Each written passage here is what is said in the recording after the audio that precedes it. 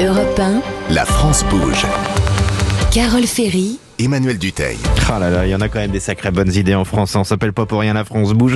Dernière partie déjà de votre émission, toujours avec Pascal Faure, Pascal Faure, le patron de l'INPI. Et nous sommes également avec Capucine de Tavernier. Bonjour.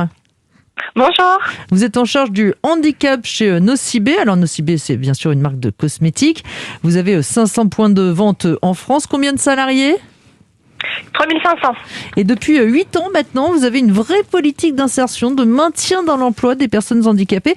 Déjà, rien que dans le recrutement, vous faites très attention. Ça veut dire que vous faites quoi ? Vous vous dites, tiens, si cette personne a un handicap, on va la privilégier ou...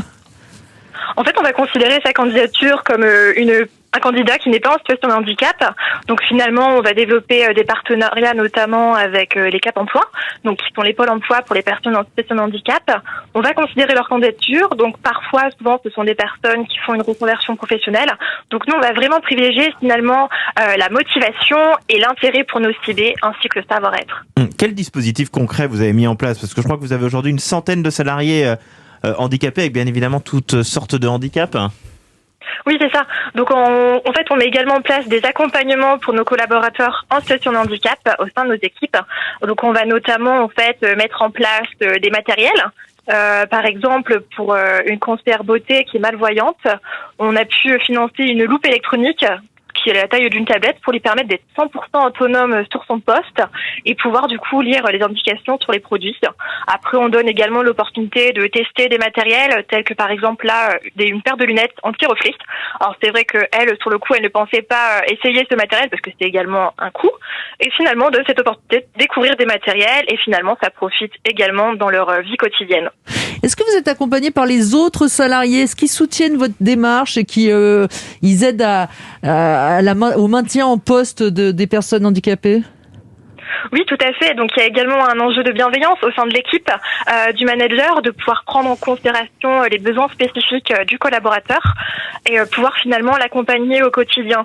Donc, il y a aussi une partie de nos collaborateurs, en effet, qui ont une fierté d'être dans une entreprise inclusive qui a vraiment une démarche de politique handicap qui permet finalement à chacun de pouvoir s'épanouir pleinement. Et le but, c'est aussi que ça serve à tout le monde. Vous avez donné à notre équipe un exemple, le rehaussement du comptoir que vous avez été amené à mettre en place pour certaines personnes en situation de handicap. Finalement, ça bénéficie à tous les autres collaborateurs. Tout à fait. En fait, on va déployer, innover finalement, développer des matériels adaptés. Donc, au départ, pour une personne, par exemple, qui a un mal de dos, avec un chariot, par exemple, un plateau, dont la hauteur, finalement, va se réguler automatiquement selon le poids des bacs. Et en fait, finalement, ça profite à tous parce que du coup, il n'y aura plus d'efforts à faire pour pouvoir porter des charges lourdes, par exemple. Et le fait d'essayer d'institutionnaliser ça vous permet, vous aussi, j'imagine, dans votre politique de recrutement, de faire plus attention à pouvoir intégrer des personnes handicap. On le rappelle, il y a une loi qui, logiquement, doit faire en sorte que chaque entreprise ait un minimum de collaborateurs en situation de handicap. C'est ça, tout à fait. En fait, finalement, certains de nos magasins sont déjà aménagés. Donc, du coup, après, forcément, par rapport à la situation de chacun et chacune, une personne qui a un handicap, par exemple, une déficience motrice et une personne qui en a une également, c'est vraiment propre à chaque personne. Donc, au final, à chaque fois, même si on a des magasins qui sont déjà aménagés, on va pouvoir faire appel à un spécialiste, un ergonome, qui va pouvoir étudier le poste du travail et proposer de nouvelles choses. Pascal Faure, vous êtes le PDG de l'INPI, l'Institut national de la propriété industrielle. Vous avez quand même 750 salariés, vous. Vous avez aussi des mesures comme ça que vous mettez en place pour aider soit des personnes en situation de handicap, soit le bien-être au travail, dont on parle beaucoup aujourd'hui. Oui.